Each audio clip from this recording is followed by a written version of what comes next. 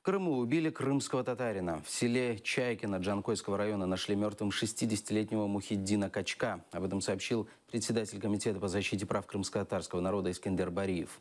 По его данным, одного подозреваемого задержали, однако ненадолго. Через 2 дня местные жители видели его в селе. Качок Мухиддин. Вечером, когда он шел по селу, 3 мужчин его подозвали к себе, но и потом он пропал. Через некоторое время его нашли лежачим и обнаружили на височной области удар и рядом лежащую бутылку. Как выяснилось, что вроде бы задержали одного из подозреваемых. Это был он уголовником в убийстве. Но, насколько нам стало сегодня известно, что этот задержанный уже ходит на свободе, и люди в недоумении, почему оно так происходит.